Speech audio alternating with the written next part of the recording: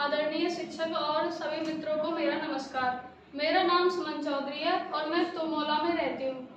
जैसा कि हम सभी जानते हैं, आज हिंदी दिवस है और 14 सितंबर 1949 ईस्वी को हिंदी को राजभाषा के रूप में स्वीकृति मिली थी। और हिंदी हमारी राजभाषा है, ना कि राष्ट्रीय भाषा, क्योंकि हम सभी जानते हैं भारत की कोई राष्ट्रीय भाषा नहीं है। यहाँ विभिन्न धर्मों के चलते हिंदी एक ऐसी भाषा है जिसके द्वारा हम अपने सभी भावों और संस्कृति और हम अपने विचारों को प्रकट कर सकते हैं। हिंदी एक ऐसी भाषा जिसे हम बोलकर या लिखकर अपने भावों को दूसरे तक समझा सकते हैं। और हिंदी एक ऐसी भाषा है जिसके द्वारा हम अपनी मन की पीड़ा को किसी दूसरे तक व्यक्त कर सकते हैं। और जैसा कि हमारे देश में विभिन्न प्रकार के धर्मों के लोग रहते हैं, जो कि हम कुछ लोग ऐसे हैं कि जो अंग्रेजी को अपनी भाषा मानते हैं और कुछ संस्कृति को और कुछ हिंदी को।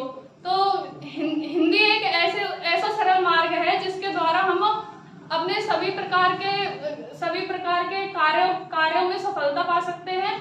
और जैसा कि अभी हमारे देश के नाम के ऊपर वोटिंग की जा रही है कि हम अपने देश का नाम भारत रखें या इंडिया, तो ज्यादातर लोग भारत के लिए वोटिंग कर रहे हैं, ना कि इंडिया के लिए। बिकॉज इंडिया एक ऐसा शब्द है जो अंग्रेजों द्वारा हमारे देश के लिए रखा गया था, जो कि हमारी संस्कृति के विरुद्ध है। इसे हम भारतीय हैं, ना कि हम इंडियन। और ये अंग्रेजों द्वारा चलाई गई एक प्रथा थी, जो कि हमारे प्राचीन समय में भारतीयों के ऊपर जो भी जबरदस्ती के कार्य कराए जाते थे और अंग्रेज चाहते थे कि वो हमेशा हमारे देश के ऊपर शासन करें और उनका ही राज चले। तो अंग्रेजी हमारे देश की कोई भाषा नहीं है और हमें अंग्रेजी को इतना महत्व भी नहीं देना चाहिए। हमें धीरे धीरे अपनी हिंदी भाषा को ही महत्व देना चाहिए, क्योंकि हिंदी एक ऐसा मार्ग है जिससे हम अपने भावों को दूसरे तक प्रकट कर सकते हैं और दूसरा हमारे भावों को आसानी से समझ सके।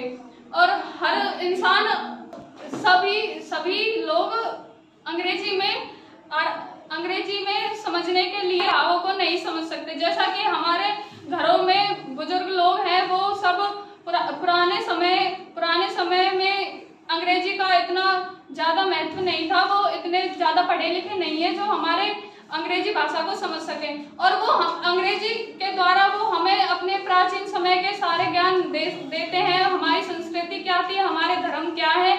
और जैसा कि हम जानते हैं, हमारे जो भी देवी देवता है सब हिंदी को ही फॉलो करते थे और वो हमेशा हिंदी में ही बातचीत करते थे, ना कि इंग्लिश में।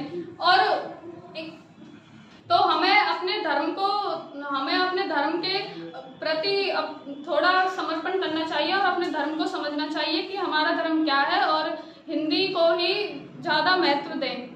तो अंत में मैं अपनी वाणी को यहीं पर विराम देना चाहूंगी। आप सभी का बहुत बहुत धन्यवाद मेरे विचारों को सुनने के लिए और मुझे ये मौका देने के लिए। धन्यवाद।